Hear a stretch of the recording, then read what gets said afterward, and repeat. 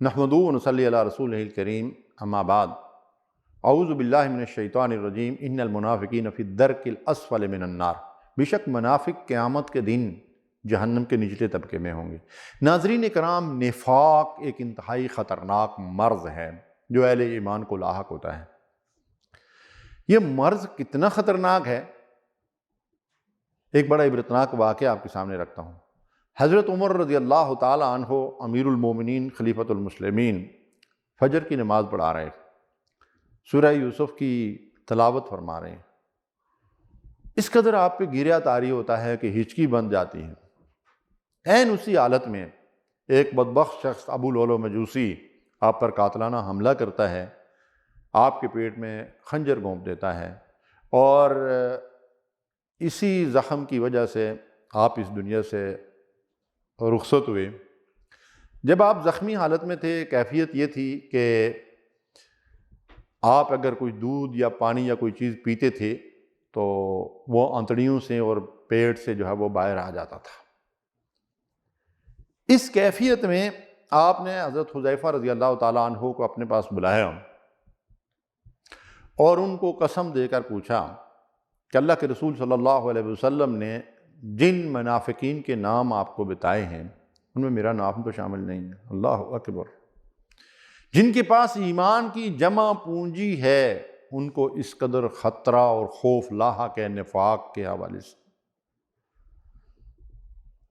और हज़रत हुज़ैफ़ा रज़ियल्लाहु ताला अन्हु ने जब आपको यकीन दिलाया कि आपका नाम उनमें शामिल नहीं है तो फिर भी आपको तसल्ली नहीं होती।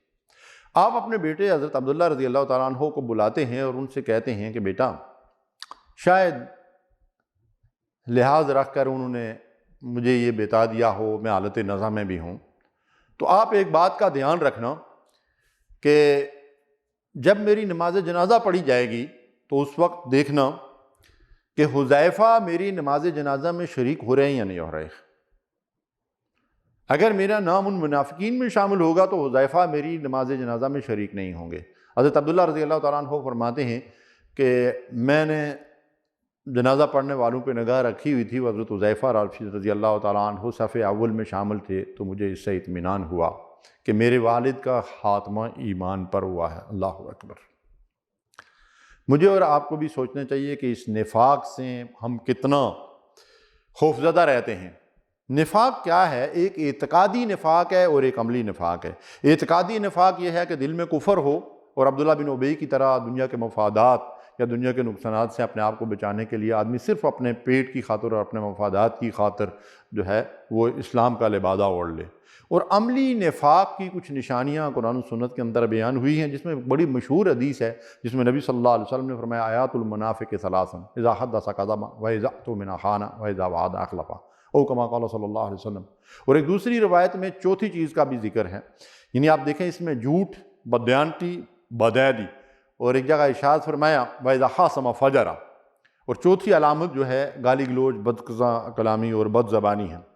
तो मुनाफिक जो है वो ज़ुल वजहैन उसको कहा गया है, दो चेहरों वाला होता है। वइज़ा लक़ुल्लज़ीना आमनू क़ालू आमन्ना वइज़ा ख़लू इला शयातीनिहिम क़ालू इन्ना मअकुम इन्नमा नहनु मुस्तहज़िऊन।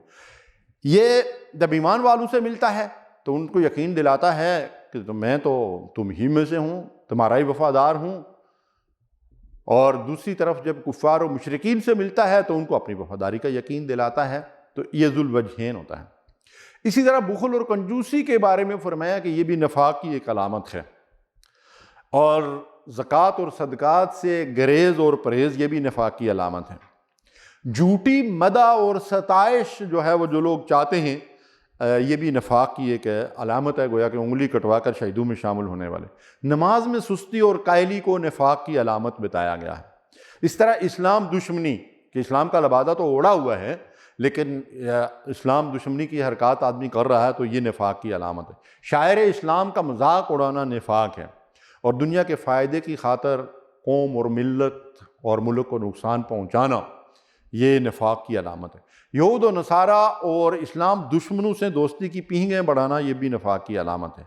और जो लोग गुफ्तार के गाजी होते हैं, किरदार नाम की कोई चीज़ उनके पास नहीं होती, कहते कुछ हैं करते कुछ हैं, यक़ूलून बिअल्सिनतिहिम ला लैसा फ़ी क़ुलूबिहिम, जो ज़बान से कहते हैं उसके ऊपर अमल नहीं करते, لما تقولون ما لا تفعلون، جو تم کہتے اس کے اوپر تمہارا عمل کیوں نہیں ہے، تو یہ بھی نفاق کی علامت ہے۔ اس طرح نبی صلی اللہ علیہ وسلم نے فرمایا کہ کچھ لوگ ایسے ہوں گے کہ جو قرآن پڑھیں گے لیکن قرآن ان کے حلق سے نیچے نہیں اترے گا، یعنی قرآن کے اچھے قاری ہوں گے، حافظ بھی ہوں گے، عالم بھی ہوں گے، لیکن قرآن پر عمل کرنے والے نہیں ہوں گے، یہ بھی نفاق کی علامت ہے۔